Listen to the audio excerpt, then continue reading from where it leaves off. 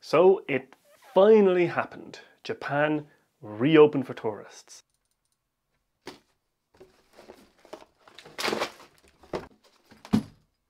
But there's a problem.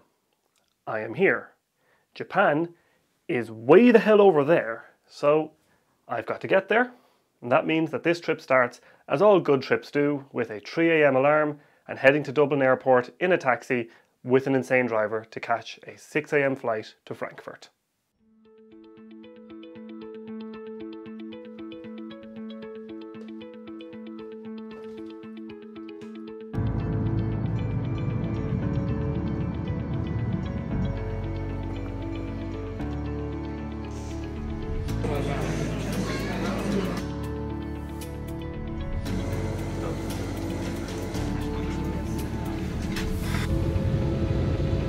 Sitting next to me on the plane over was a guy that was actually also heading to Japan to meet his fiancée as soon as the borders opened. So if that random guy sees this video, I hope it worked out for you.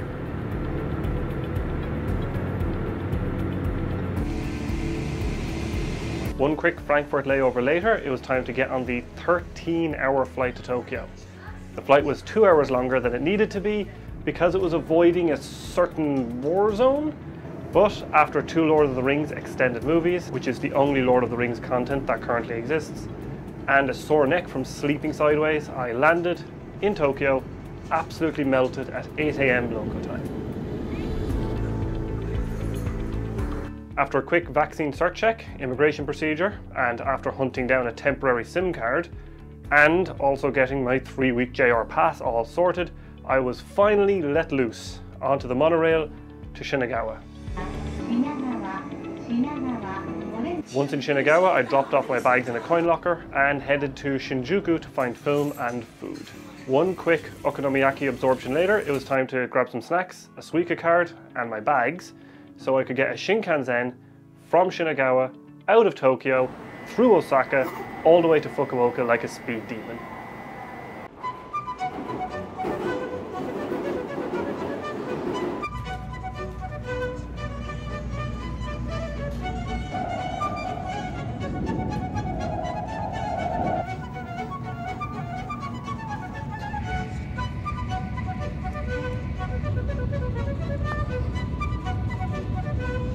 One quick train change at Shinkobe because rail pass holders can't use the long range Nozomi services, and another 3 hours of bullet trains. I finally arrived in Fukuoka and promptly died after 30 hours of travelling. Not a bad little room. Not bad at all. A reward for like 24 hours straight travelling. Here's the light switch. Is it? Yeah.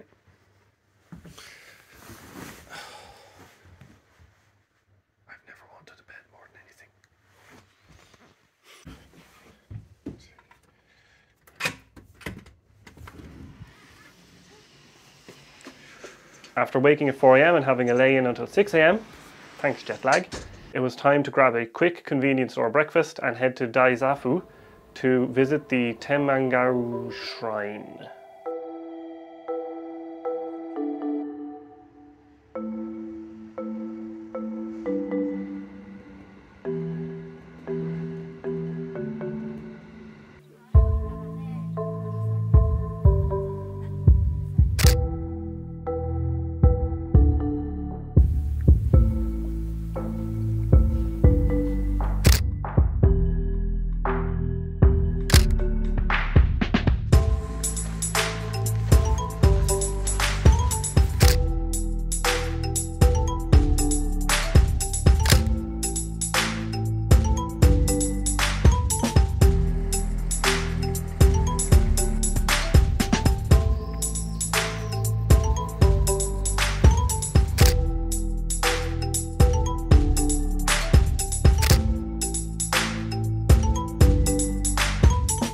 After exploring that and dodging some massive spiders over a path,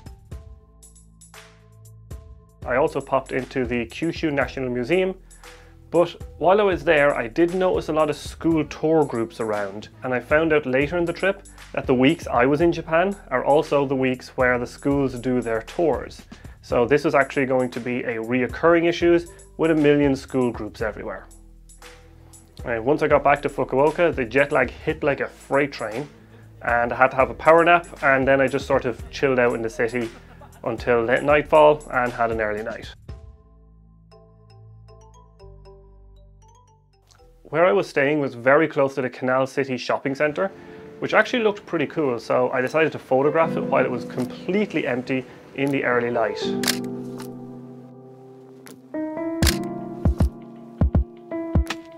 Right. After that, I headed off on a trip to the beautiful valley with the Nanzoin Temple and the giant reclining Buddha.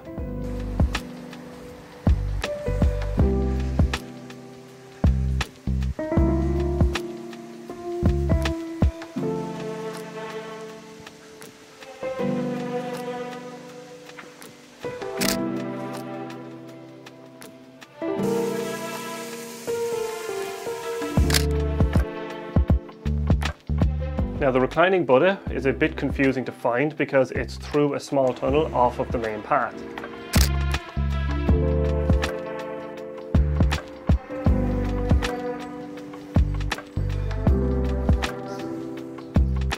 I also had the run of the place because there was only like 4 people there in the early morning, but the whole temple grounds area for this was super beautiful and super peaceful.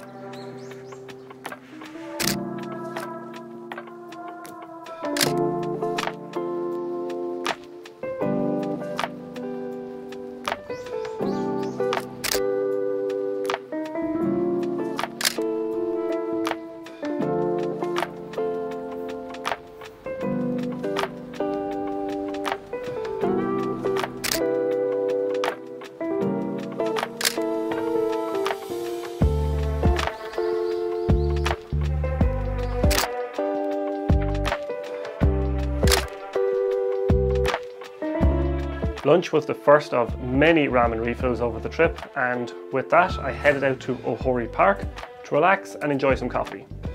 I did get pointed at by a small child telling his parents to look at the tall foreigner.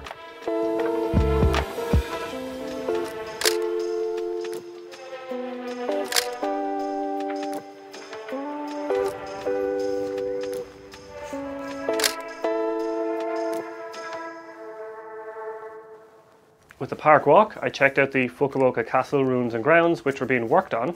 There wasn't actually a huge amount to see here. Apparently it looks much better when the cherry blossoms are out in the springtime, so I decided to head back to the apartment for a quick nap to filter out a little bit more of the jet lag.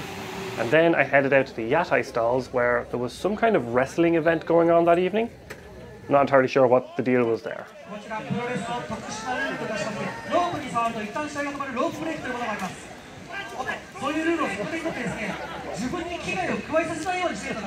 The third day dawned with me needing to get to Nagasaki, so I dragged all my shit to Hakata Station, and after making sure that the trains were bringing me around the Kyushu, and not that fake Kyushu, I got on the brand new, and I mean brand new as in it opened 5 weeks ago brand new, the Nishi Kyushu Shinkansen.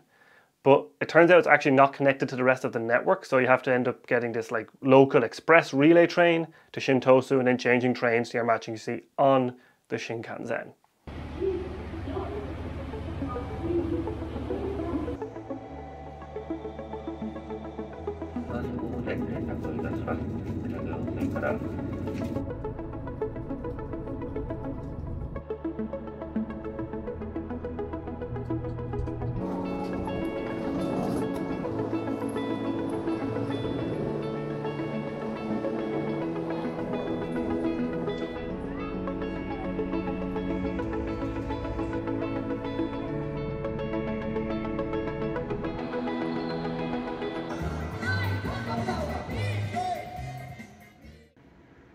Also check-in.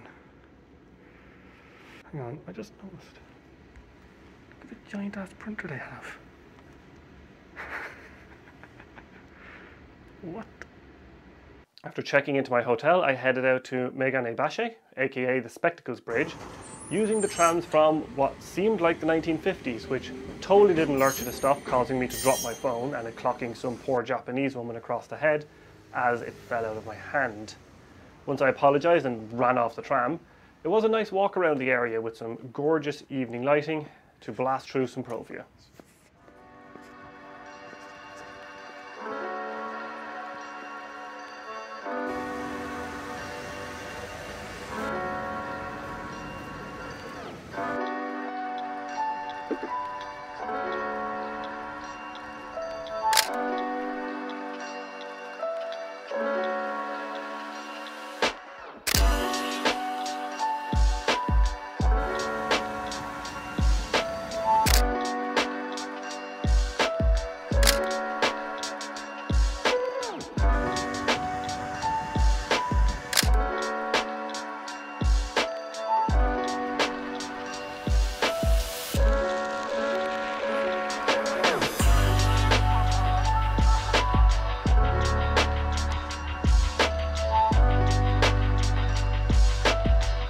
Once I sorted some dinner, I headed out to the viewpoint on Mount Inangasama to get a night view over the city using the cable car.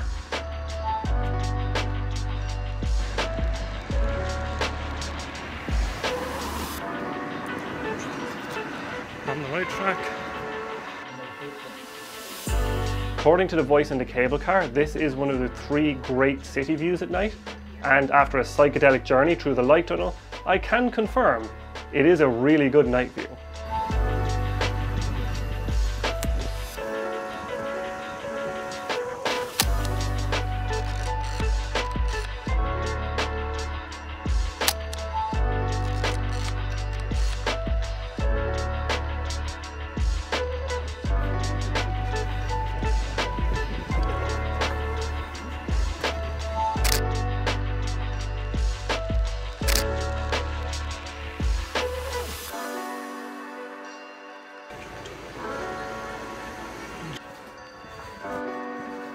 On the way back down in the cable car, I noticed some fireworks were going off in the bay.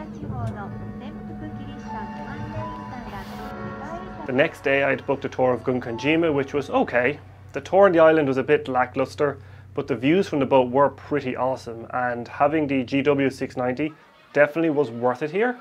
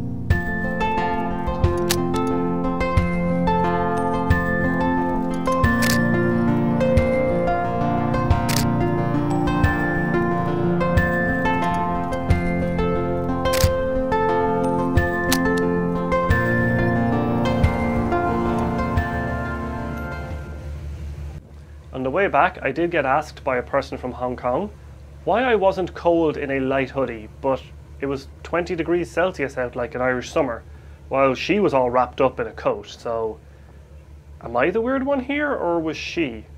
But she did tell me about the festival that was going on at the harbour that evening though.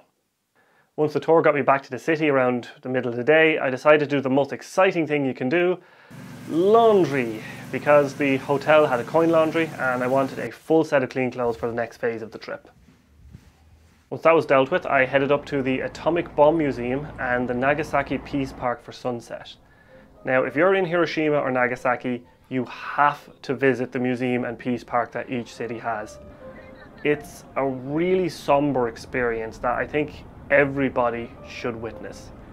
It's kind of hard to put it into words, but standing right under the hypocenter of where a nuclear blast happened is just indescribable.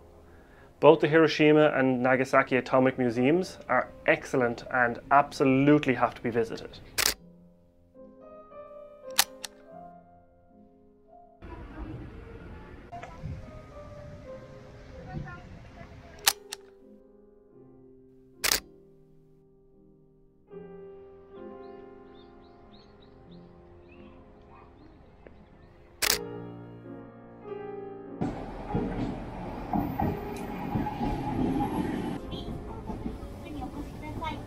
After a quick food fill-up, I headed off to the festival that was celebrating the opening of the new Shinkansen to see some boats and for some food.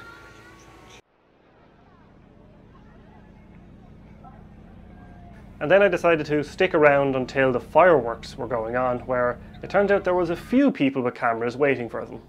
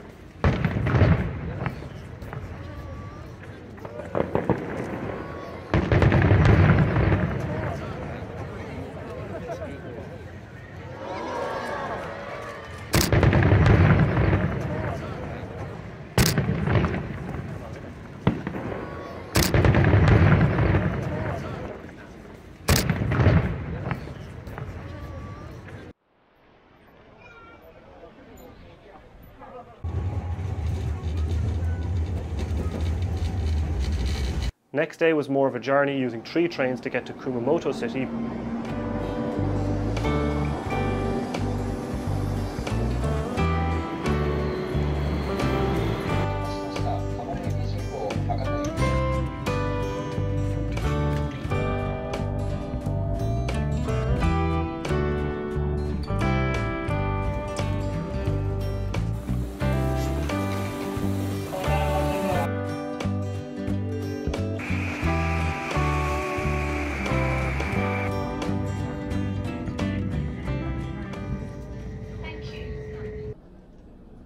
But when I arrived, there was a strange presence that could be felt everywhere.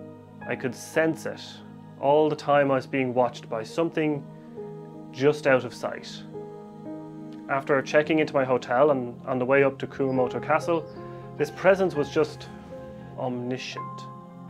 At Kumamoto Castle, where most of the grounds are actually closed as they are still repairing the massive damage from the 2016 earthquake, and I actually arrived too late to visit the main castle, but I was able to walk around the grounds and I found a small shrine with this view of the castle. Now I really wished I had a 4x5 camera with movements here.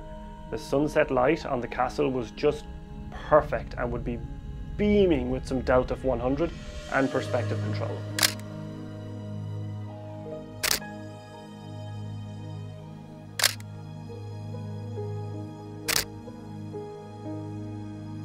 As I made my way back to the shopping street, the presence was growing ever stronger, and then it just appeared in the form of Kumamon welcoming me to a restaurant in doormat form. With Kumamon's blessing, I refueled with some Basashi udon, and I actually noticed a few people were wearing costumes. Actually, scratch that, it was a lot of people wearing costumes, and I realised it was actually Halloween night. And to be quite honest, when it comes to Halloween, I was just not arsed going out into that mess. Now, the next day, I visited Suisenji Garden, which is a quite nice stroll. They say it reproduces the 53 post stations of the Tokaido Road from Kyoto to Edo with a small Mount Fuji, although I really didn't see the resemblance.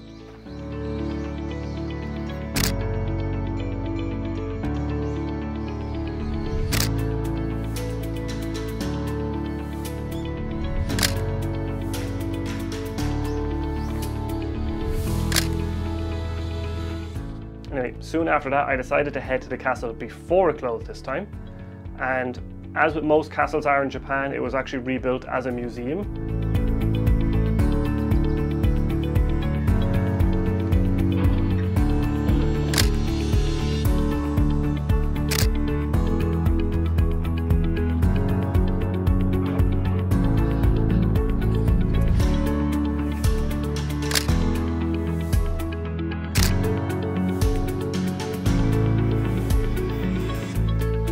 On the way back out of the castle, I had my first gear casualty when I dropped my 35mm f2 lens. Now the optics are fine, so I was still able to use it, but the autofocus has gone super stiff, so some surgery is definitely required on this when I got home. That night I decided to drown my sorrows at meat. It was time to head back to the hotel and pass out once more.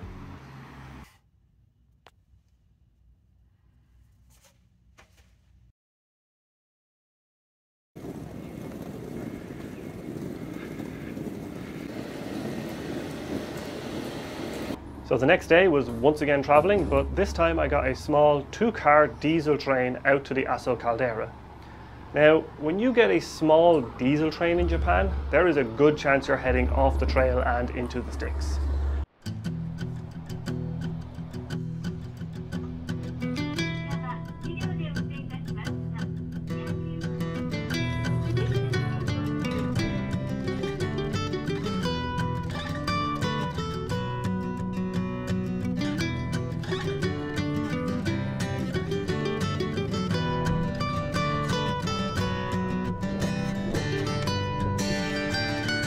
Now the ride to Aso along the valley with the back and forth climb up to the caldera was a fantastic trip with some beautiful views over the area.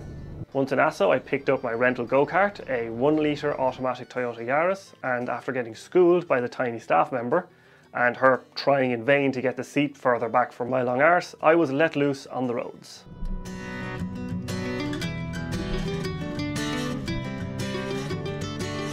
Getting used to an automatic car was interesting as I had never driven one before, but that didn't stop me setting off on the small roads up an active volcano to the Nakadake crater on Mount Aso. On the way up I had to stop a few times as the views over the caldera were awesome in autumn with the golden fields and leaves.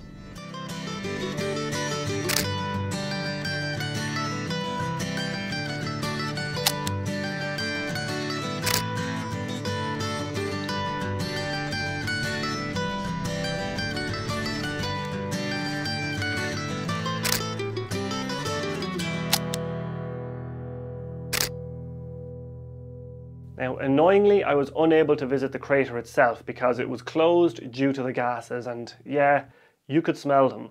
It was pretty damn strong. But it turns out the crater was just reopened after I left the country, so next time, maybe, if it's open.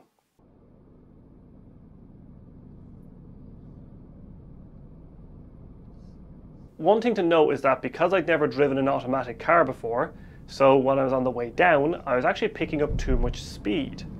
And I found out after a quick Google that there is a low gear mode to engine brake.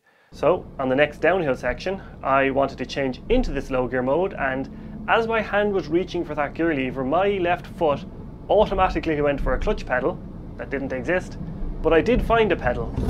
Oh, shit. Fucking hell, Patrick. Jesus fucking Christ, it scared the pants off me.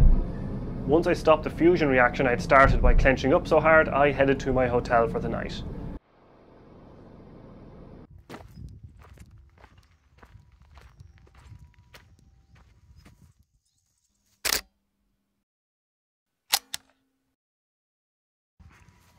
Check out my go-kart.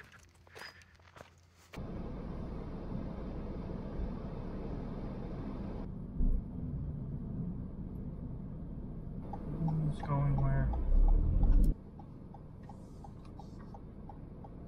The room was a very nice traditional looking room with a tatami mat floor and a futon.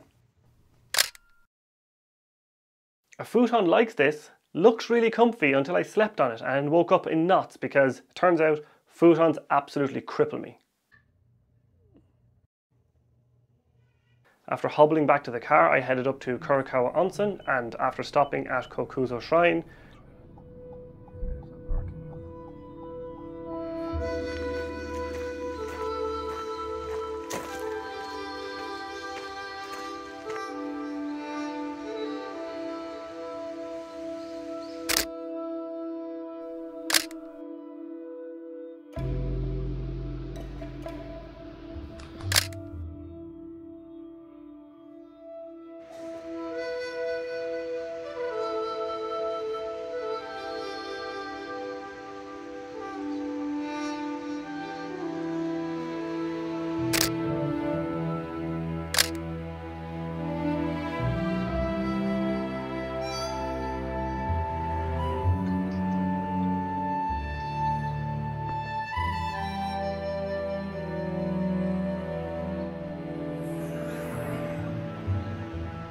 after that stop, it was up the mountain roads once again, with so many beautiful viewpoints overlooking the Aso caldera. I smashed some Portra 160 into the 690 to grab some shots.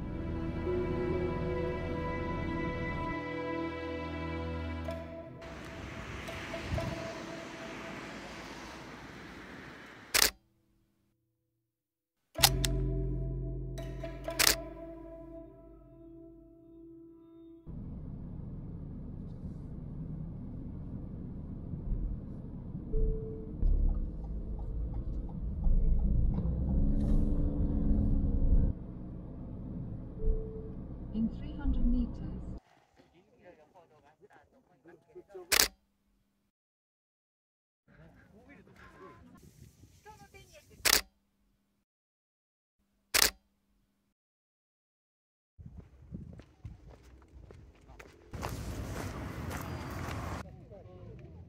You will arrive in 200 meters. You will arrive at the destination. On the way to Kurakawa, I was actually making really good time, so I stopped at a small waterfall that I spotted on Google Maps, where some long exposures on 4x5 would have just been quite impressive.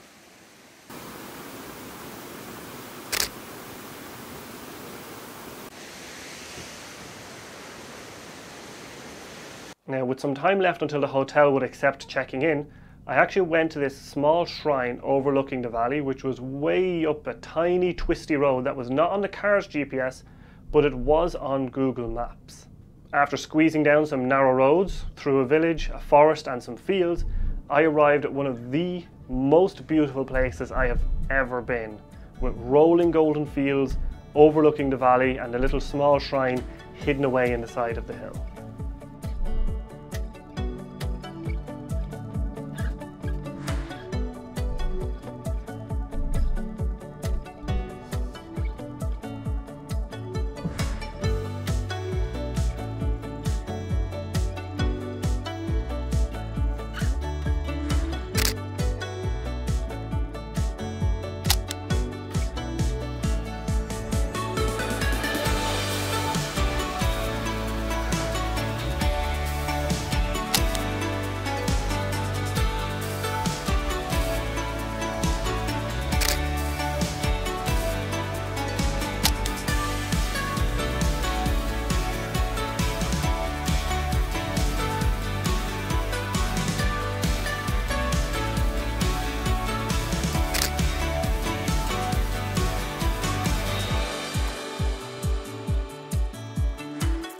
Once I achieved photography enlightenment, I headed down to the ryokan I had booked in Kurakawa Onsen called In Noshu.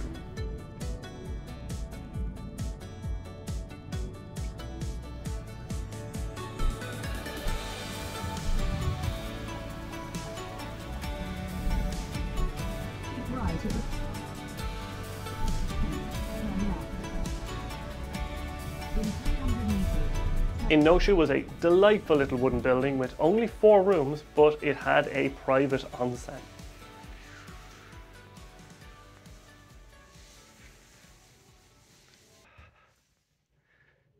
God damn.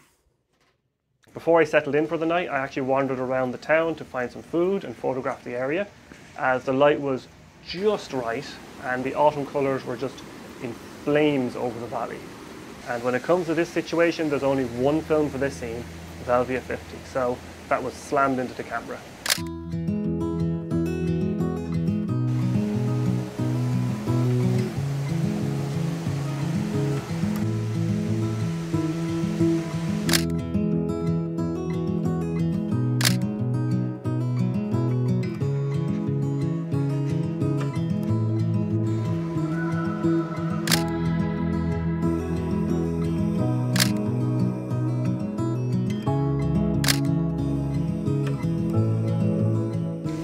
After a walk around the town and finding some dinner in a lovely but very low-roofed building where I managed to whack my head on a beam and had a Japanese woman on the other side of the restaurant trying her absolute best not to laugh at my misfortune, I had a lovely dinner. After dinner I headed back to the ryokan to relax and enjoy the onsen.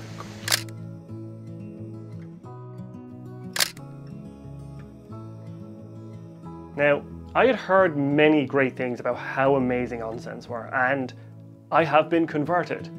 This was one of the most relaxing evenings of my life. It's hard to put into words just how good it was, and the Japanese ryokan and onsens are hyped for a reason. I'm now here in Kurakawa Onsen, and I'm just after getting out of the onsen, and I have to say, onsens, the Japanese got that one right. God damn, they are good. The onsen also helped immensely with the massive blisters I developed on my foot, although that might have been the 2 days of driving to take the weight off them as well. Relaxing in the very hot mineral water, looking out into the woods was just so nice. It's way better than any sauna or steaming room I've ever used. Now, this onsen was actually a private onsen, which meant I had it all to myself. I wasn't fully prepared to go for the, entire shared bath experience, baby steps at a time.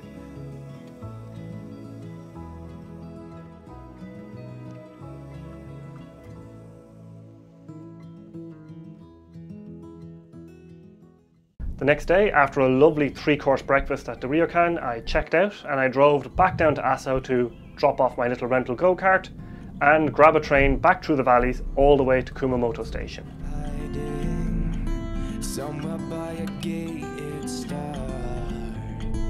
Baby, they ain't never gonna find me.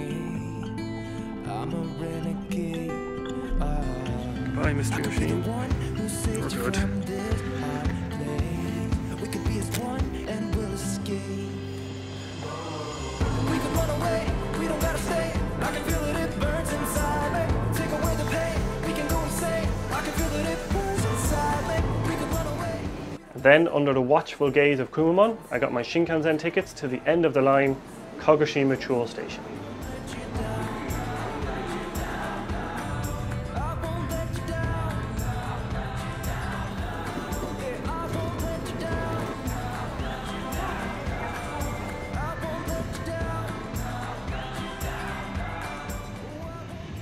Why is there a glass wall between the shower and the bed? That evening I headed up to a viewpoint that involved climbing up about 150 million, nay billion steps to view the Sakurajima volcano over the bay.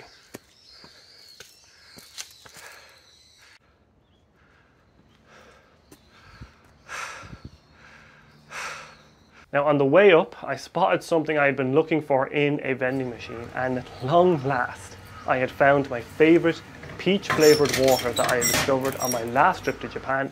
So, with a fresh tasty bottle, I arrived at the viewpoint.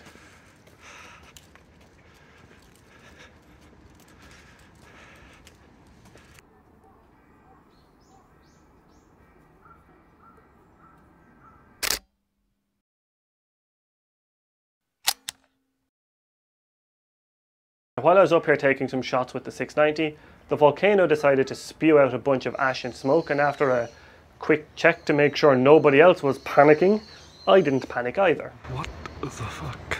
Turns out that this actually happens multiple times a day, and the people sometimes have to use umbrellas in the city when the ash falls over the city. That evening I headed down to the main street looking for food, and after checking I wasn't in a gang to enter the gang exclusion area, I found a little ramen place where I was told by the server was the best ramen in Kyushu. And with no frame of reference at all, I can say he was 100% correct. In fact, it was such a good bowl, I actually forgot my bag in the shop with the D850 in it when I went back to my hotel. The next day when I woke up and realised my bag was missing with the really expensive camera in it, I went back to the ramen joint and asked if they still had, Boku no Wasurero Kanban, which it turns out they did. The rest of the day was just exploring the city and doing, boring activities like washing my clothes because I was actually running out of clothes again. And I have to say my Japanese study over the pandemic definitely paid off because I was able to use the machines without Google Translate.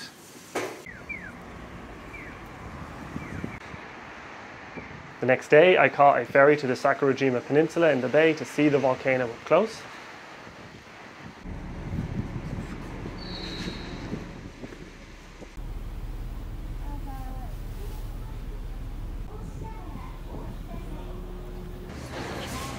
And after getting there, I went to the visitor centre for a map, and I had a foot soak in the free open public foot bath with a sign telling you not to wash clothes here, so I have to wonder what happened for this sign to exist. Pro tip, if you want to go to these foot baths, bring a small towel so you don't have damp feet for a while.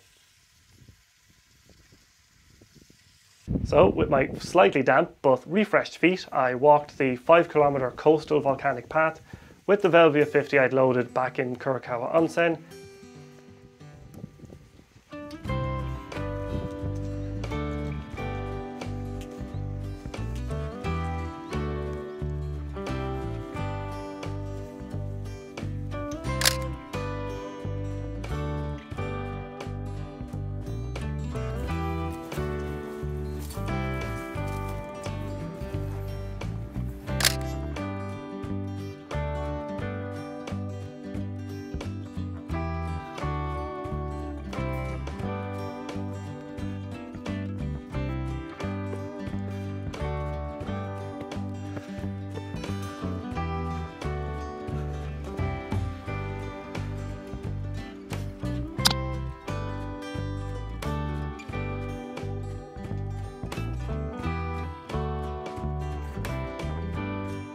Next I got the circle bus that runs up to the Unohira observation point, which is only 2.5 kilometers from the crater, and I was able to watch up close the volcano spew ash, which was actually pretty awesome.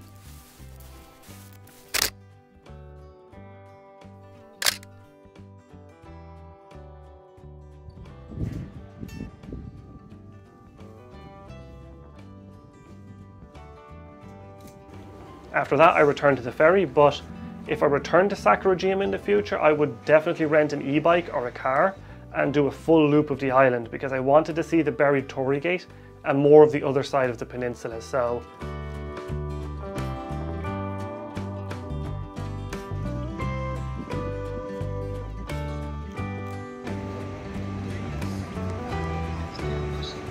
after that, I headed back to the city and just sort of, chilled out.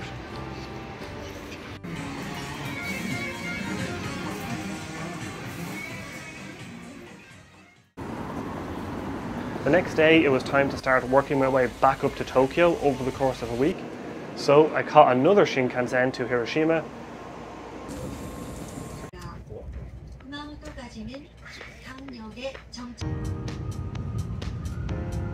where I actually watched Nick Carver photograph trains while rocketing through Kyushu on a train.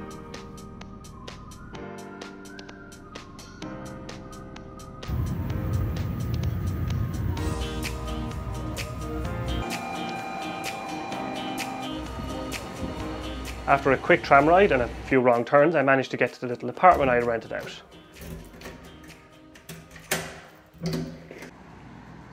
Now, during the rest of the day, I decided to head down to the Peace Park, the Atomic Bomb Dome, and I toured the Atomic Bomb Museum, which is very similar to the Nagasaki one and is a must visit. It only costs you 200 yen to enter, and it is an amazing experience.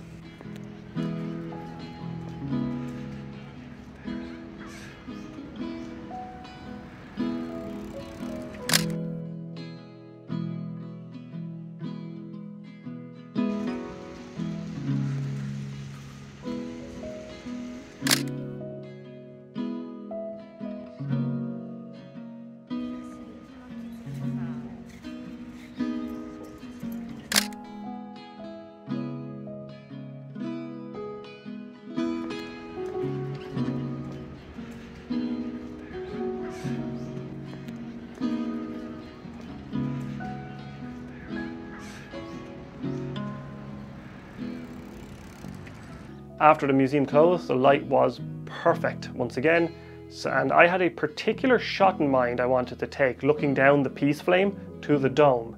But I wanted to shoot it on a telephoto lens to make the dome bigger in the frame relative to the arch. Now, this shot cannot normally be done during the day because of the insane number of tourists, but that was less of a problem due to the fact that the country had just reopened. Instead, there was another issue. The 50,000 school tours all taking group shots there right in front of it. Once I saw a gap in it, I managed to get my shot and burn that into some color mission.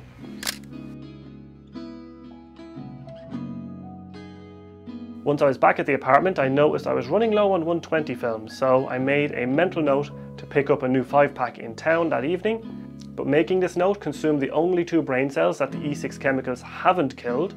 So before heading out, for some reason, I decided to open the back of my F3 with a half-shot roll of color mission in it with the Peace Park shot I waited 45 minutes to shoot. After that infuriating mistake, I headed downtown and picked up a pack of Velvia 100 to feed my camera with and offered some okonomiyaki to refuel me at Okonomiyaki Mura. Now, Okonomiyaki Mura is a series of okonomiyaki stalls all next to each other in this kind of cool old building. While I was there, I talked to 2 guys from LA who had arrived that day, and I gave them a few different tips, including visiting Fushimi Inari in the evening or after dark when it's less crowded when they get to Kyoto. The next day I hopped on a small train out to Mitaki-dera, which is a lovely little temple nestled in the side of a steep hill. Now, this place was super pretty with the golden morning light shining through the autumn leaves.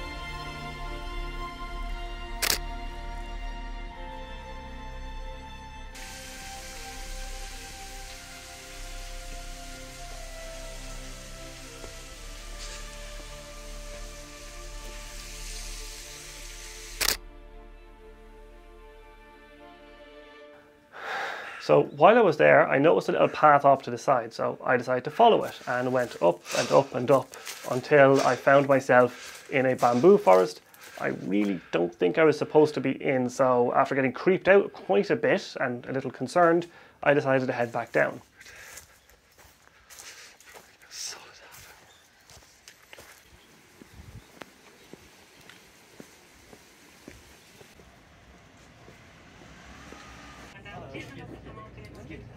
Once I was back in the city, I headed back to the Peace Park to recreate the shots I had ruined the day before by opening the camera.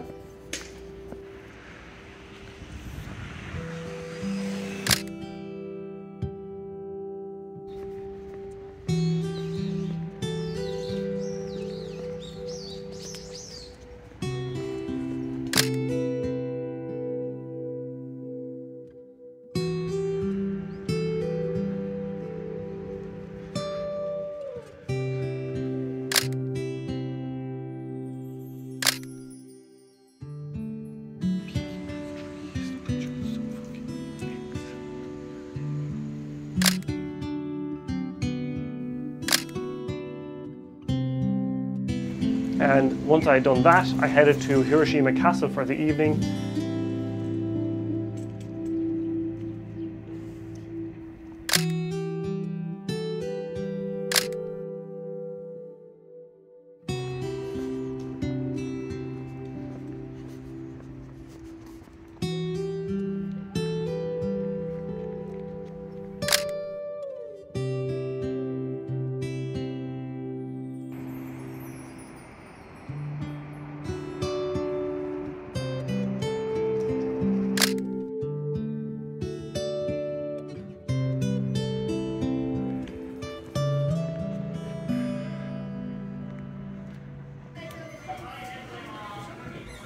PT Artisan meter. Looks cool. Works well. Except for the fact that the mount started coming off. So I was just in the Edon shop, or I don't know what it's called. But I got a little screwdriver to fix it. This has been driving me mad for 3 days.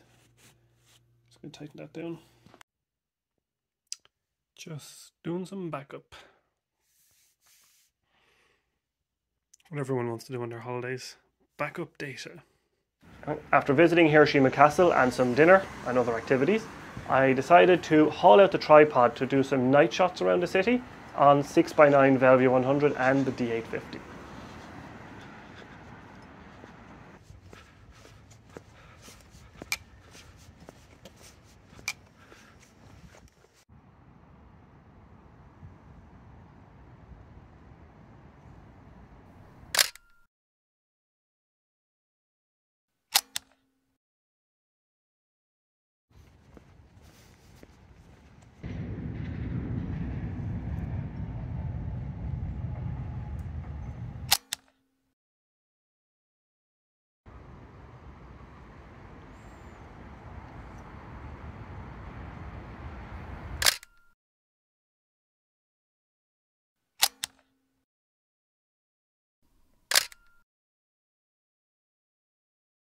Now, you might have asked yourself, why didn't I go to Miyajima if I was in Hiroshima? Well, that's because the next day I packed up my shit once again, and I'm getting really sick of this whole repacking my bags all the time. But I grabbed a train and then a ferry to Miyajima, one of the most famous islands in Japan. Please change to the JR ferry at Miyashimaguchi.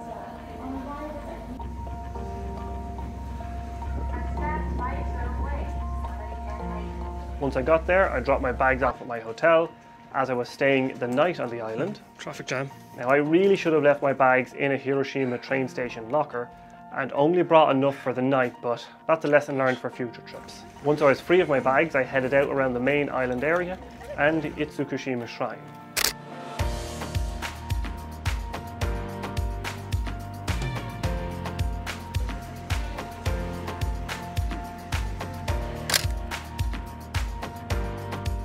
For this extremely bright light and sunny day, I actually loaded up some CMS-20 into the F3.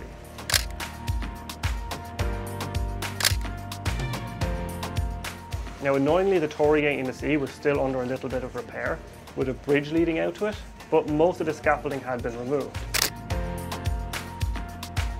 However, they were letting people out to get up close to the gate, which of course I took advantage of, which allowed me to get some super up close detail shots of the gate, and then I was able to get some views of the shrine itself from the sea.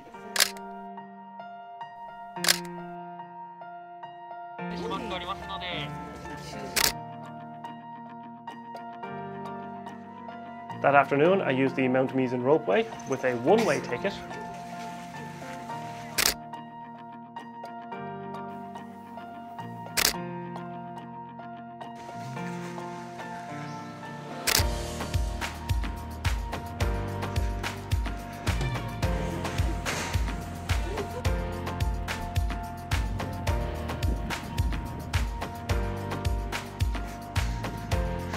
And after a climb to finish off and get to the observation point, I reached the summit.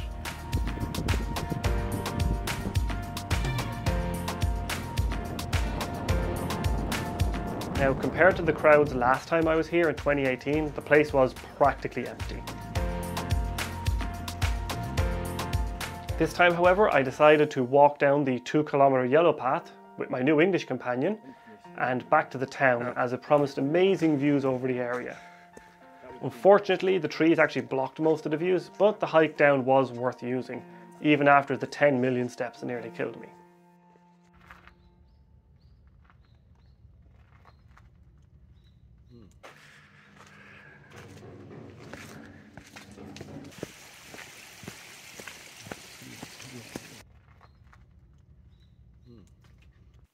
Knowing that I had this to return to, I headed out for the sunset and the low tide with some Velvia 100 and the 690, and then promptly took 3 pictures with the lens cap on. And once I realised this, I retook those shots.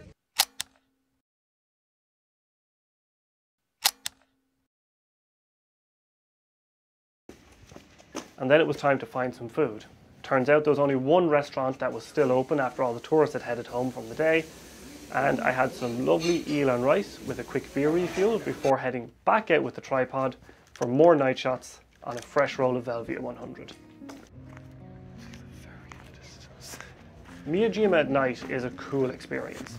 The island is actually only sparsely lit, and once the crowds have gone home, it's super peaceful in the evening. It was lovely to be there just working on some images in such a gorgeous location with no other people around. Now, I would have loved to have the 4x5 here with some movements, because the number of places to take shots from are limited due to the water, and I really wish I had shift movements to be able to compose a little better, but it was so goddamn nice out there, I just didn't care.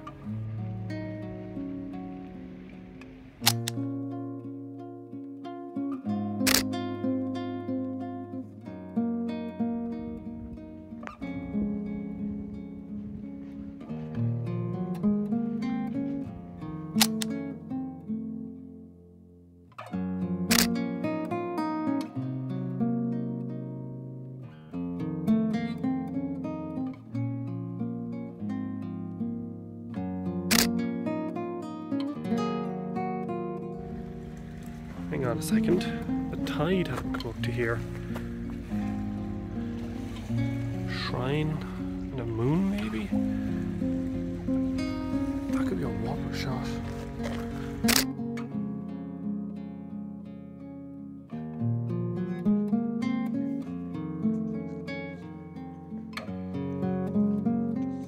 After retiring to the hotel, I prepared to unload the GW, and I actually managed to drop the roll of film before I could tape it up, causing it to unwind some of the way. Now, I did manage to catch it and keep part of the roll light tight, but the damage was done. Half the shots on this roll were lost. Now, I did take D850 backups at every shot, so not all was lost, but it was a gut punch to lose those images I'd burned into the film.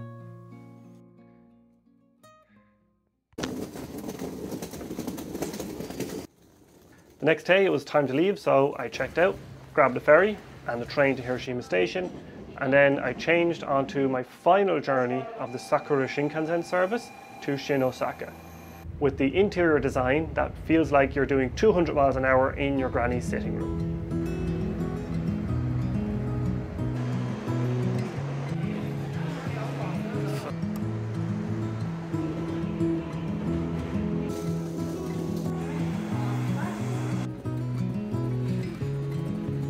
In Osaka, I checked into my hotel, and while it was a major downgrade in size, it was right next to Dotonbori, which is one of the downtown areas of the city.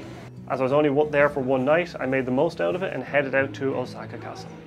On my way there, and next to my hotel, I actually checked out a used camera shop, and they had a Voigtlander 58mm Nocton lens that I was after, brand new in box, for a really good price. Kitamura is somewhere around here. After that, I called into Kitamura Camera Osaka, which was also on the way. It's almost like I planned this route so that I could visit these shops and then arrive at the castle for sunset. Do you want a Canon 50mm 095 Dream lens? Take your pick of 3. Do you want a in-box 6.4 serial Nikon F? Here you go. 50th anniversary Nikon F5? It's all here. But I had to cut my time short here and headed to Osaka Castle.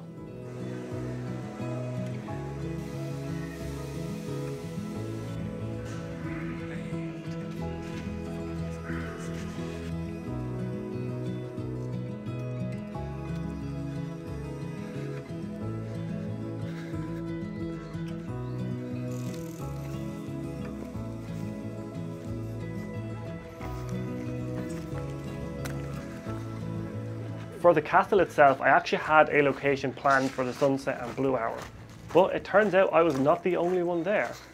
When you see somebody else with a GFX and a Canon tilt shift lens adapted to it, you know what's up. So, me and my new German photography bro chatted for a while waiting for the light to change.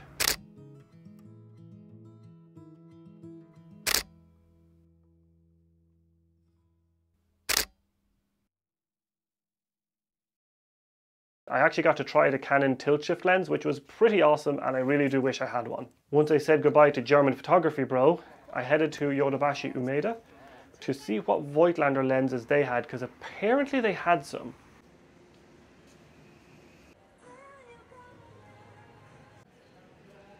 Turns out they didn't have the lens I wanted in stock, and after a quick Google search revealed the original shop would close in 35 minutes, and I was actually 25 minutes away. The race was on to pick up that lens I wanted.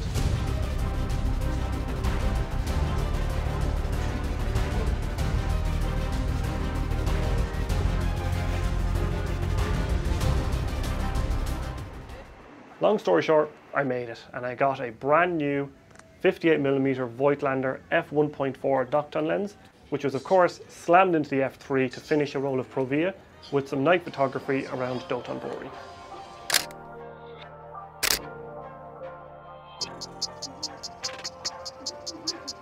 After the heaviest ramen I've ever eaten from the dankest little shop down 3 different alleyways, I dunked some Cinestill 400D and shot at a third of a stopover at 200 ISO around the area.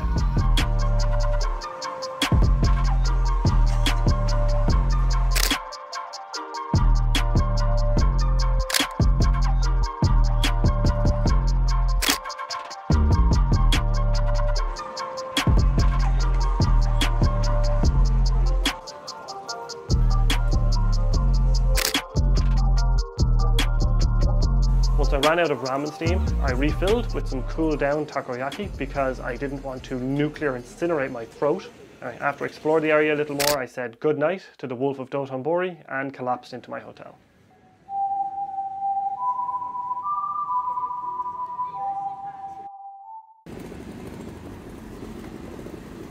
The next morning it was more metros, trains and a 15-minute Shinkansen to Kyoto.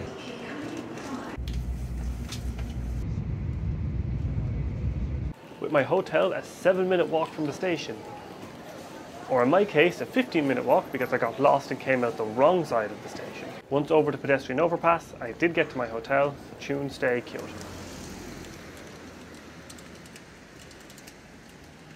There's a sky Kyoto. Relieved of my bags, I headed off on the subway to the Kage Incline, which is an old boat ramp linking 2 canals from the Meiji era. And on the way there, I actually managed to get off the subway at the wrong stop. For some reason, I wasn't paying attention, and I decided to just walk along the streets and enjoy the city. The Kage Incline is a cool spot, but there were a lot of couples getting their photos taken on the old tracks. The parallel lines were actually quite neat for composing, but And once again I wished for lens movement so I could align the focus plane with the slope and shift the lens down.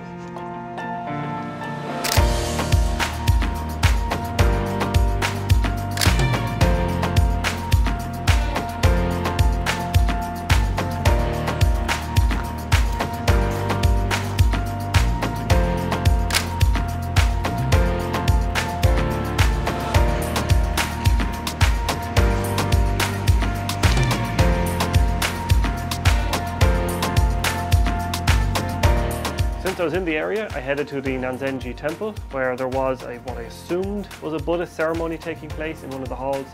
I didn't actually film it because it seemed disrespectful to do so, and because there was signs saying not to.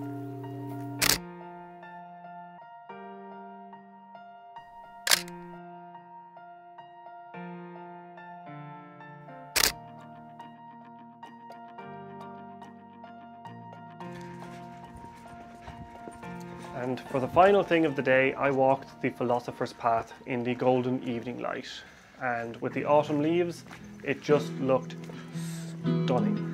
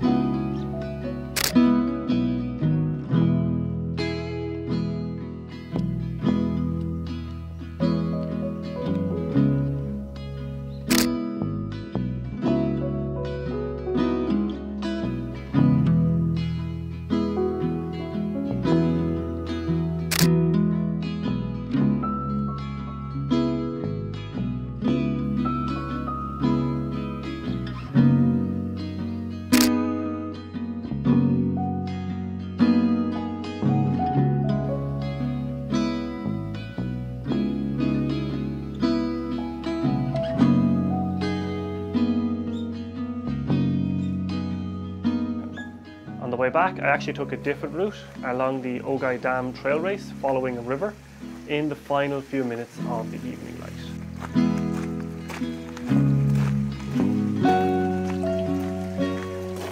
For food that evening, I headed to Nishiki Market, which is a super narrow, cramped street with all kinds of treats to nibble on, so I did. And I also got some udon noodles in there for good measure.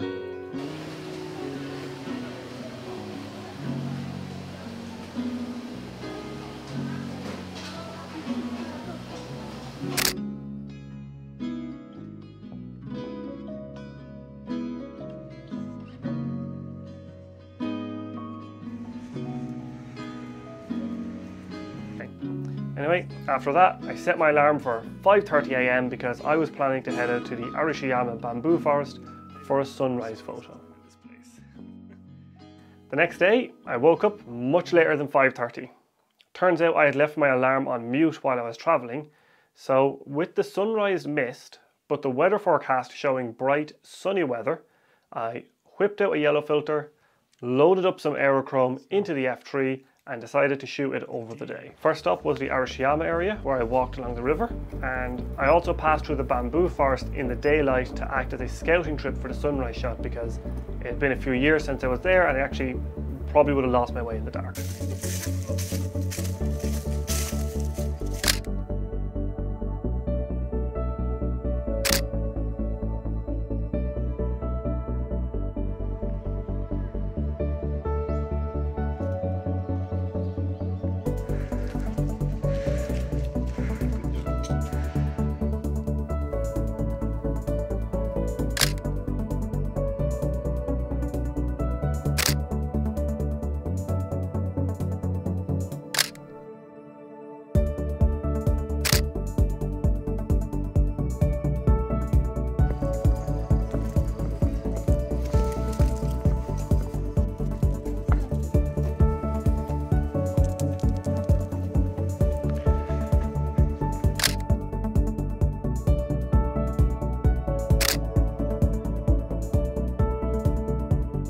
Now it was pretty crowded in the area, but it wasn't as bad as my last time here in 2018.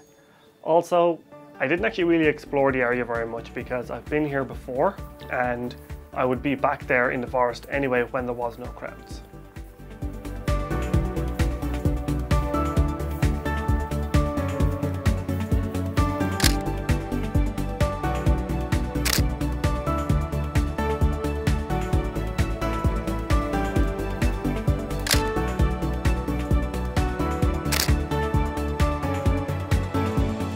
So then I decided to pass through Kyoto Station on the next stop of my Aerochrome tour, which would be Fushimi Inari, aka the shrine with the tunnels of torii gates.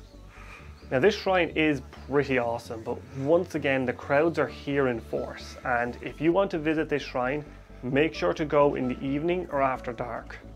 Now during the day here I walked up to the first viewpoint about halfway up Mount Inari, and I only took a few photos here because there was a lot of waiting for gaps in the crowd to get a decent picture. But as we all know, none of my pictures are decent, so why do I even bother?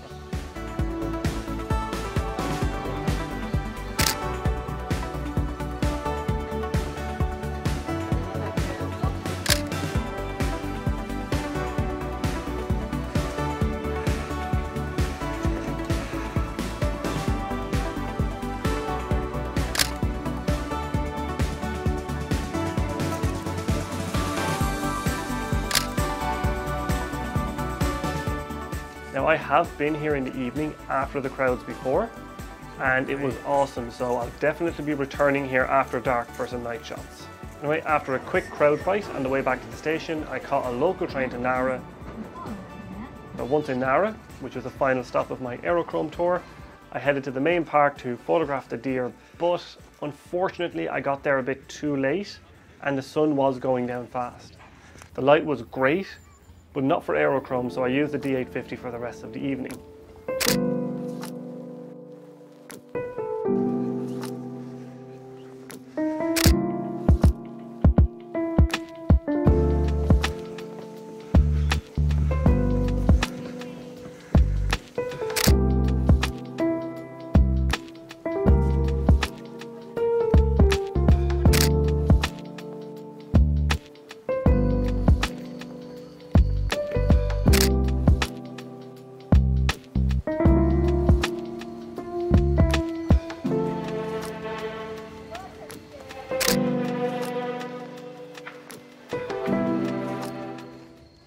After eating a warm biscuit thing I got from a stall that I'm still not sure wasn't actually meant for the deers, I headed back to the station and grabbed an express train all the way back to Kyoto.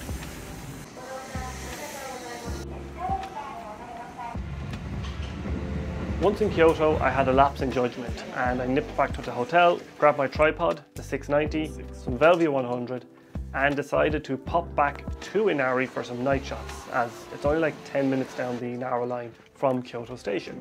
Being back in Fushimi Inari at night was awesome, as the shrine never actually closes, but it is fully lit up at night with very little crowds after dark.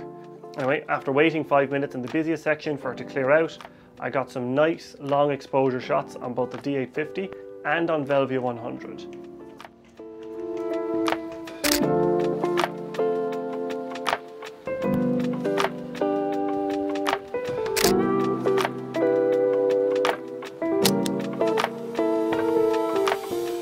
The exposures in here were actually pushing a minute long, as the shrine is in the woods with zero light from the moon or the stars, so you have to gather all the artificial light you can. Now, I was here very happily taking shots until a staff member actually came up to me and told me not to use a tripod. Now, in fairness, I was kind of in the middle of one of the busiest spots where the two tunnels of torii gates start, and I had done some more night shots with the tripod already, so I agreed to move, and then I just did some tripod shots in the area of the shrine where he was.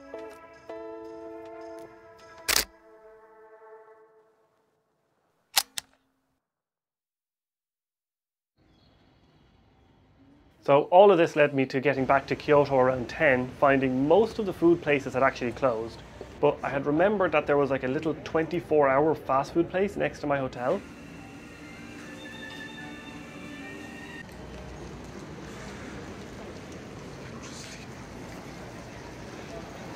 I woke up on the third day to find it was raining, but on the way out of the hotel I didn't grab one of the umbrellas you can borrow because I'm Irish and I can handle the rain. After getting near Kiyomizu-dera and the Hagashima district, I quickly found out why the umbrellas are used a lot here. So after getting nice and moist, I gave in and bought a cheap one from a shop.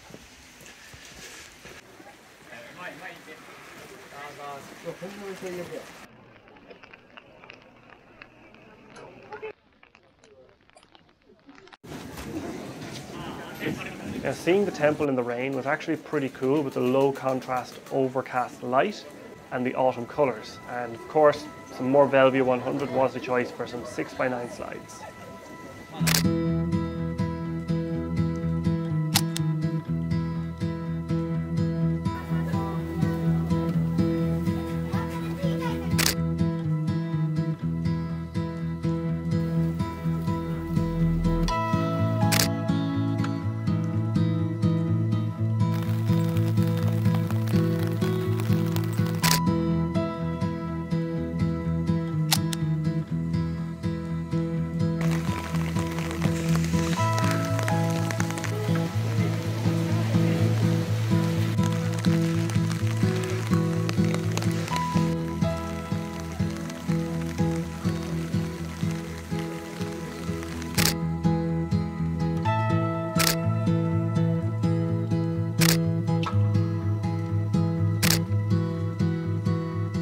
After leaving the temple, I explored the steep streets of Hagashima and totally did not slip 18 times on the wet stone as I headed down to get a shot of the Yakasa Pagoda and the streets in the rain.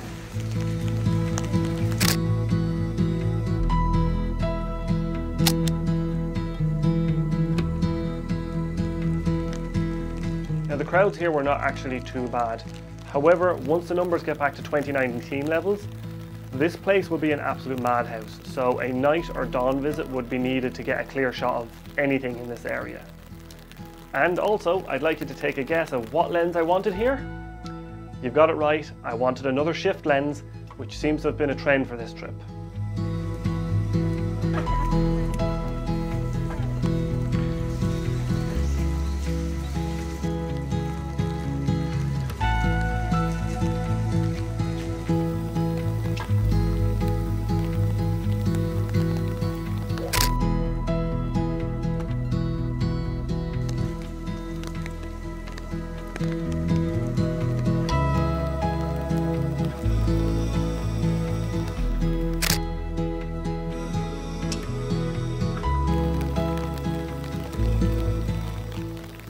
One thing I really wanted after all this rain and dealing with it was a nice hot bowl of ramen, so I got some Toyama black ramen in Ihora Ramen in Kyoto Station. And it was damn good for like 12 euros, so you can't go wrong. Right, for the rest of the day, I just sort of hung around Kyoto, and with the weather forecast being a lot better for the next day, I decided to head to bed early and go for that sunrise shot.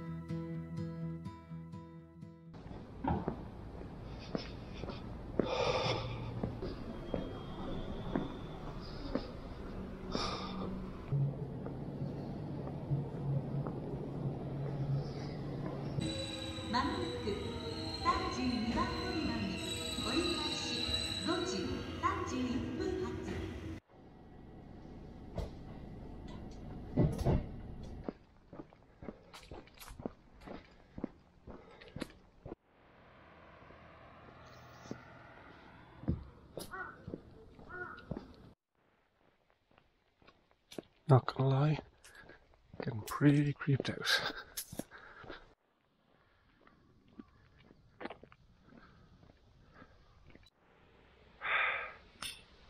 Tiny cracks of the sunrise appearing.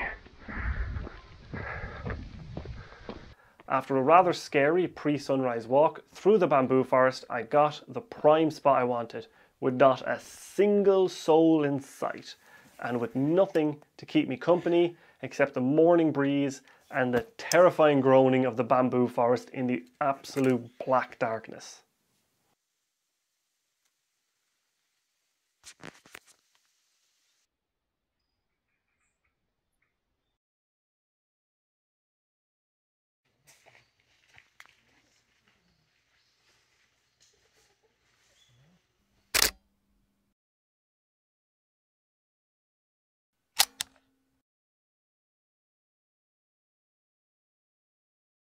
Now, taking my shots here was super peaceful until a few people actually turned up later with the flimsiest phone tripod monopod thing I have ever seen. I'd actually finished my shooting at this point, so I offered them to use my tripod to get their own shots, but they didn't take me up on it. Once the bamboo forest was burned into some Velvia and once again I was left wanting movements, I headed off to finish the roll in the area and photograph the Toigetsu Kyo Bridge in the morning light.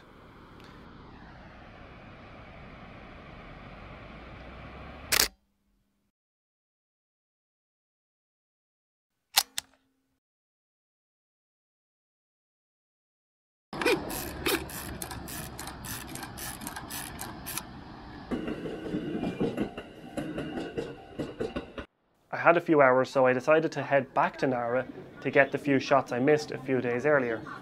And once I got to Nara, guess who gets off the train in the next carriage? But the English guy I met on Miyajima. So we actually ended up grabbing some lunch and we walked around the park to the Todaiji temple and other cool places while I finished my Aerochrome.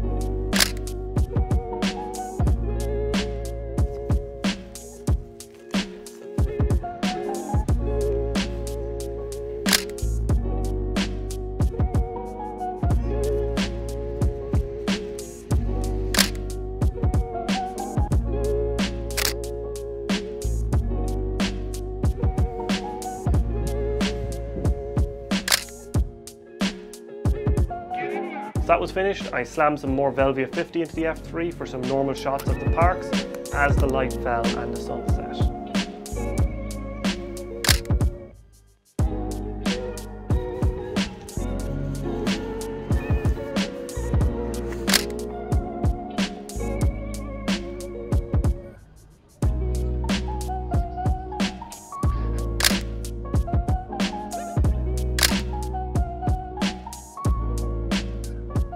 As a last thing to do here after the sunset, I bought some of the little deer crackers from a stall that you are allowed to feed the deer with. But you have to be careful because those little buggers will nip for the food, and when they see you with the food, they'll all crowd around you and get, you know, a little pushy, we'll just say. But it was nice to feed them. You know what that is, don't you? After, mister. Hey. That's my leg you're nipping.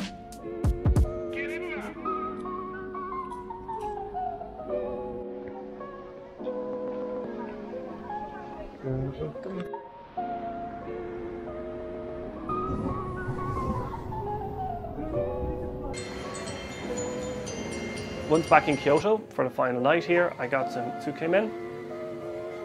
That evening, when I was packing for the final leg of the trip to Tokyo, I actually found out that if I fold the tripod head in a certain way, it turns out my tripod would fit straight in my case instead of diagonally, which would have been good to know 9 fucking cities ago.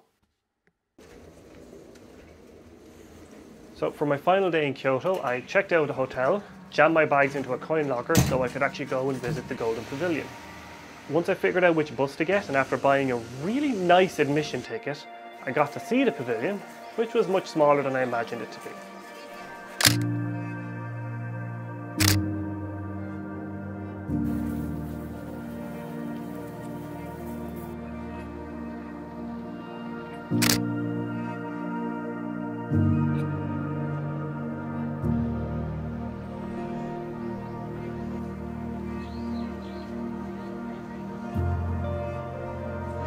Now, once back in Kyoto Station, I decided to make the split-second decision to take advantage of the last day of my rail pass and call down to Himeji.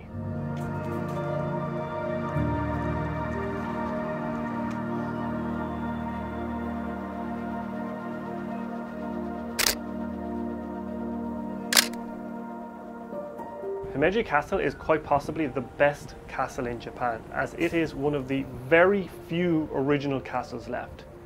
All of the other ones were burned down during World War II, so they have actually been reconstructed and they tend to turn them into museums. But Himeji Castle is original and is amazing if you're not 6'4" and almost got stuck on a few of the ladders and stairs multiple times in 2016 when I was last there.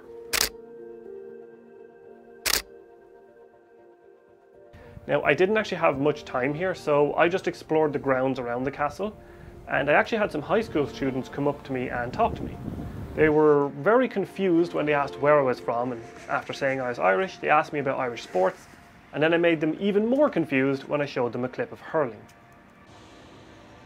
Now, back at the station, I got to enjoy the other reason I came to Himeji, because it's one of the few Shinkansen stations that has trains running through it at the full 200 miles an hour, and it is fucking awesome to witness those flying past you.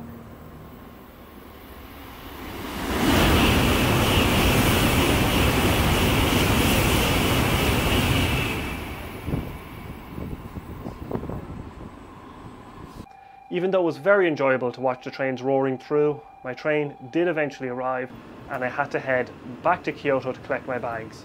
And it was on to the final Shinkansen where, when I tried to use the bathroom, I was not able to open the door because I was pulling on the door, but it turns out it was a sliding door and a member of staff totally didn't have to help me open it. And of course it has a high-tech bidet toilet seat to wash your ass while being rocketed along at 200 miles an hour.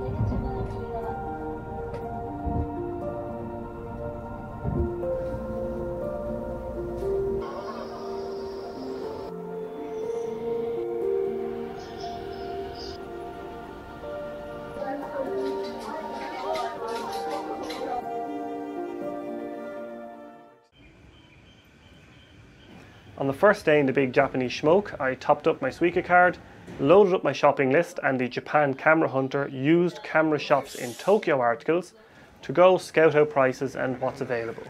So the stores I visited over my time in Tokyo were Fujiya Camera, Sanpo Camera, Owasa Camera, not GT Camera because it was closed and I forgot to return the next day, Map Camera, Truco Camera Box, Shinjuku Used Camera Market, Tsukiya Camera.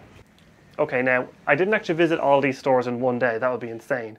I visited and picked up gear I wanted from them over the course of the week, as I did other things around the city.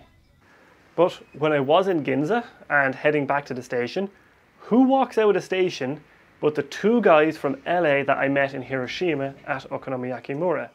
Turns out they actually took my advice on visiting Fushimi Inari at night, and they said it was awesome. Also, having Kitamura Camera between Shinjuku Station and my hotel wasn't the best idea with all that tasty gear just sitting there begging to be looked at and purchased. Anyway, while I was visiting these stores during the days and burning my way around the Yamanote line, I also called into the Nikon Museum in Shinagawa. Inside the museum was fucking awesome. They had nearly every Nikon camera and lens ever made, but for me, it was the prototypes of the Nikon F and the Nikon F3 wall that were probably the coolest things there.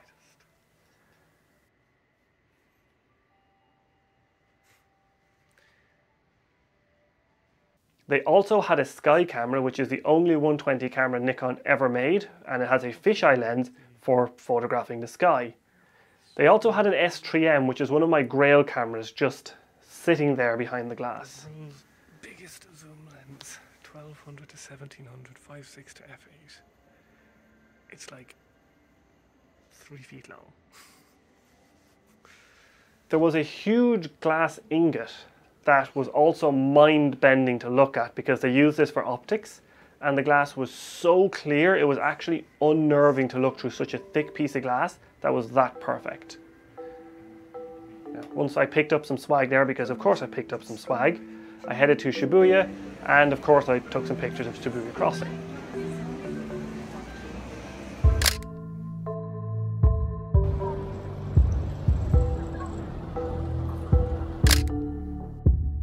So to cap off the city, I went up Tokyo Tower to gaze over the city.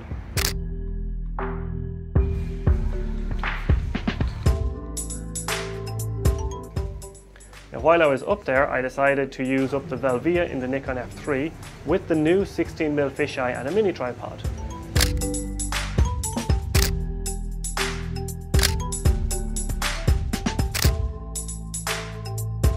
Turns out, this thing's a wide boy because those curved edges in the shots are actually the window frame, so this thing has an insane field of view.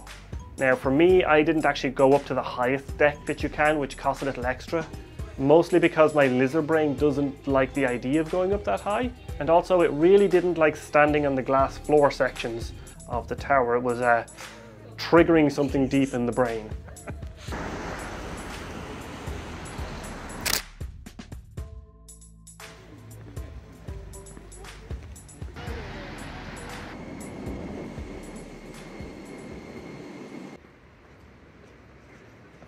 For day 2, I got up at 7 AM and headed to Shinjuku to grab an Odaku Railway Hakone Pass for the nearly 2-hour trains to Hakone Yumoto Station. The pass also covers the Hakone Loop, which is a series of connections linking all the major areas in Hakone and the trains to and from Tokyo.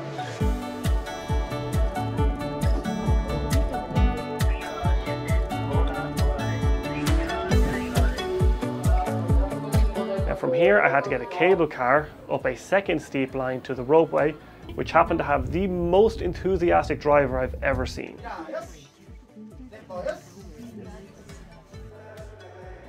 Next up I had to get the ropeway to the top of the Hakone Loop, and as the ropeway came to a ridge, a strong eggy smell became known. Now, at this point in the trip I was actually pretty gassy, so I thought I was gas chambering the poor people in the cabin with me. But it turns out once we crossed the ridge, it was just the volcanic activity of the Owakudane area. And it's a shame that the walking trail here was closed due to the gases, but there were some good views of Mount Fuji from this vantage point.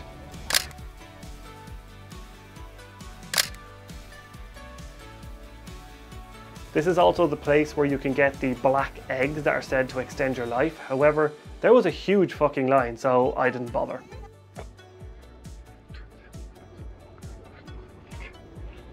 After that, it was a quick ropeway trip through the autumn colours to get to Lake Ashinoko with its perfectly normal and nothing unusual at all sightseeing boats.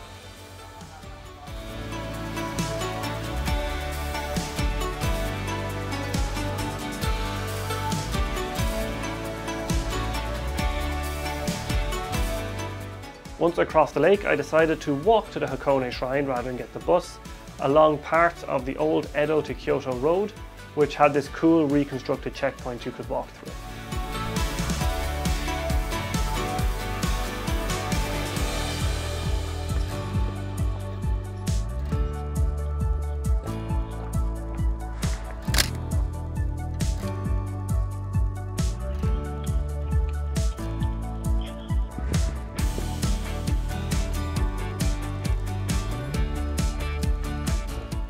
Now, if you're in Hakone, you have to go to the Torii Gate on the edge of the lake, but I noped out of that because there were people queuing for the Instagram shot.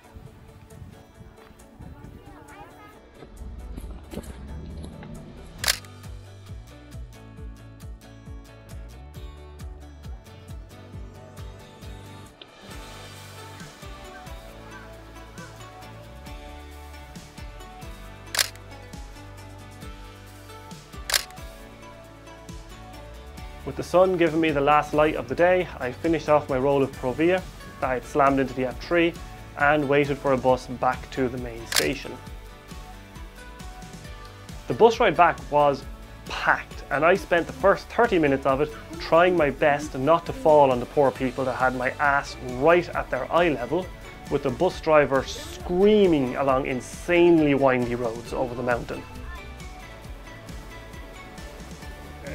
Anyway, once I got back to Hakone Yumoto Station, the idea of just getting on the normal train again was just killing me, so I actually paid for the upgrade on my ticket to get a reserved seats on the direct Romance Car Express train back to Shinjuku.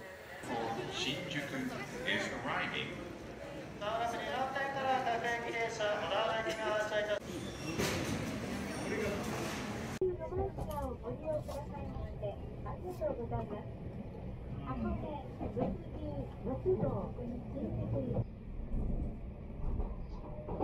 Anyway, after an incredibly comfortable 90-minute trip passing through sections of subway tunnel for some reason at full speed, we glided into Shinjuku Station.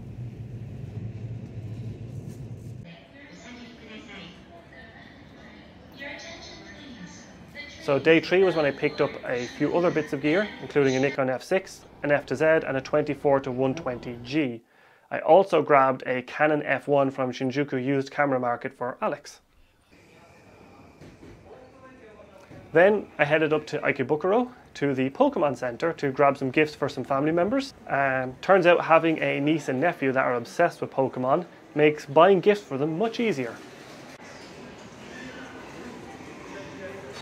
I also popped into the Super Potato used game shop in the area, which is awesome. They actually have a Virtual Boy you can try, but make sure to go to the Ikebukuro one because it's much less crowded than the Akihabara Super Potato store and has a lot more stuff in it. The rest of this day was mostly just spent relaxing and eating because I was getting pretty tired at this point. I've been on the go for 3 straight weeks. But I did do some street shooting on the Nikon F and some Tri-X.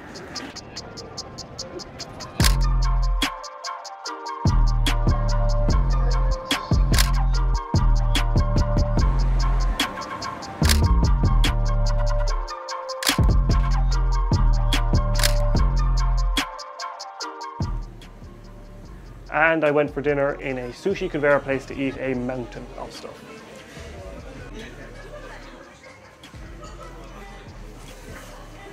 On the dawn of the 4th day, I had planned to go to Mount Fuji, but the weather had other ideas because it was raining. Also, it turns out that the expressed Fuji excursion service I'd planned to use to get to the Fuji area was fully booked anyway, so I decided to book my ticket for the next day. So that meant I had a day of just hanging out in Tokyo in the rain. But it was also going to be my last full day in the city. So I grabbed the last things I needed to pick up. I also grabbed a Pelican case so I could lug all my new camera gear home.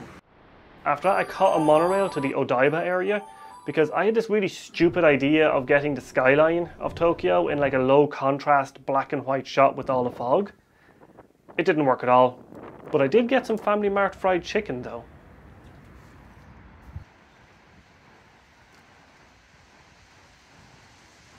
What the actual fuck? So to cap off the day, I went to the Asakusa area to go into the Senjoji Temple to finish off the roll of Tri-X, and I also shot some 500T. But more interestingly, there was some festival event thingy going on with people pushing these floats around. So that was pretty cool to get to see that. And of course, there was more okonomiyaki for dinner.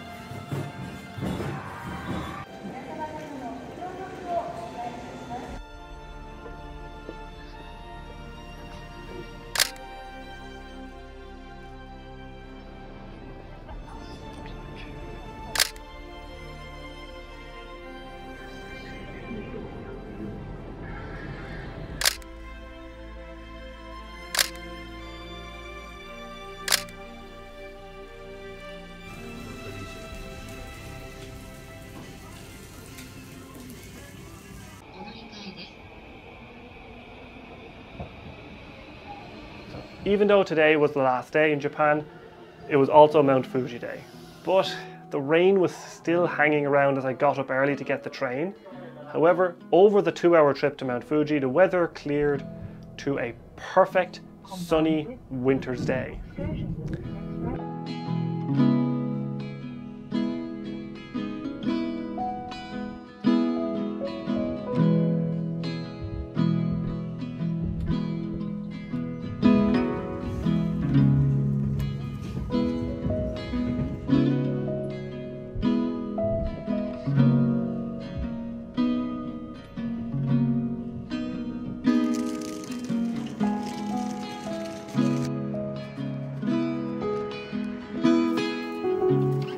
By the time I got to the pagoda, the sun was out, the sky was clear.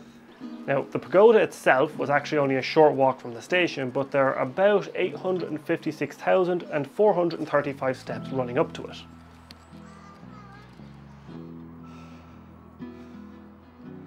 But the rain had left Mount Fuji with a ring of clouds hovering around its base, with the snow-capped peak of the mountain floating on top.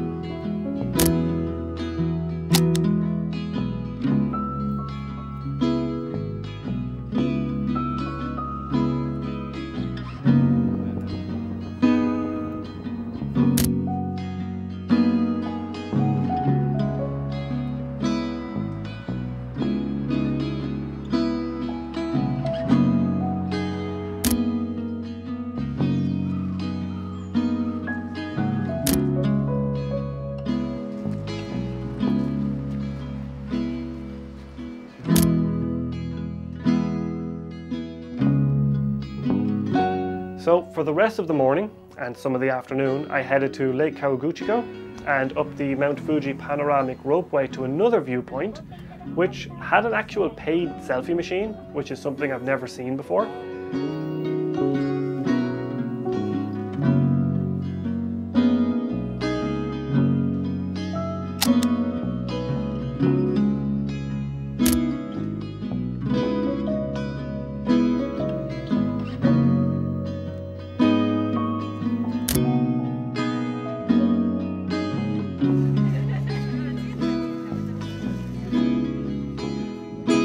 Now, only coming here for a day trip was a little disappointing because there's a lot more stuff here and I had to be quite choosy as to what I could do in the time I had. So in the future, I absolutely will return for a full day or two to photograph the area properly. Now at this point, I had to get back to Tokyo. However, I had originally planned to come back on the late train, but now I wanted to get an early train back so I could pick up the last few bits because I was flying home the next day. But the early train was booked. No one cares. No one cares, Patrick, about your weird train fetish. Delete. Anyway, long story short, I got back to Shinjuku in enormous comfort and on perfect time.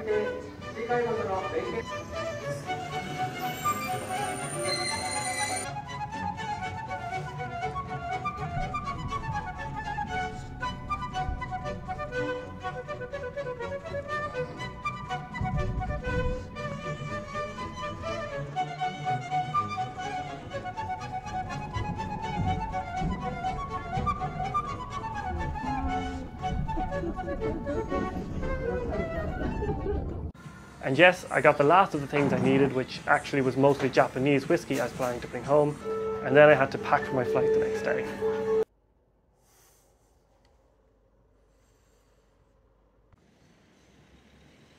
Almost in the blink of an eye, it was time for me to return to Ireland.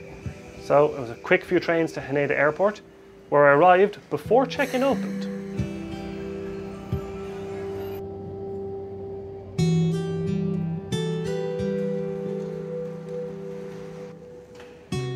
The flight was actually at 12, but the check-in desks didn't open until 10, which seemed a bit late to me. Of course, on the stroke of 10, a conga line of staff walk out from a side door, bow to the crowd, and then begin checking us in at lightning speed in a typical super efficient Japanese way. Not only did Japan get to show off with that, it had one last surprise, because when I was at security, which had the new CT machines, and when the staff saw my bulging bag of film, they actually called a guy over and offered a hand check for me. Like, come on, Japan, stop it. Anyway, after some quick airport takoyaki, it was all too soon that I was staring down the barrel of a 15-hour flight. But when I get on a plane, who sits down beside me but German photography bro, who I was talking to at Osaka Castle. So I had a bit of a companion for the flight.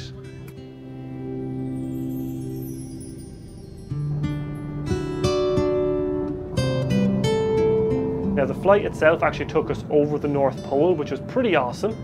And we actually flew directly over Dublin, and I was contemplating going up to the cockpit and just asking if they could pull the plane over and let me jump out, because after being on that plane for like 14 hours, I was just done. And then we get back to Frankfurt, and while I was waiting for my connection there, I had a guy who was speaking on the phone using a speaker. The food was just horrible and overpriced. The bathrooms stank. And then there was a person at the gate listening to TikToks on loudspeaker, and I just wanted to run screaming back to Japan, but I had to get my flight back to Dublin.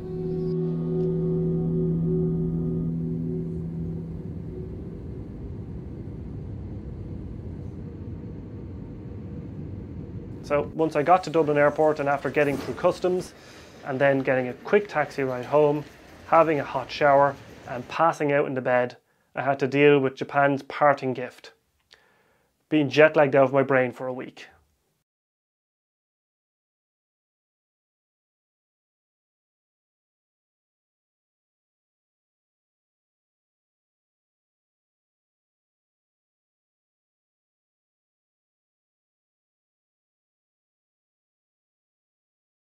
On this trip, I took 2,567 video files totaling 400 gigs, 1,700 digital photos totaling 87 gigs. I shot in 6:9 medium format, 8 rolls of slide film, 6 rolls of C41, and then in 35mm I shot 8 rolls of E6, 6 C41, 4 rolls of black and white, and 2 rolls of ECN2 film. So yeah, pretty epic trip.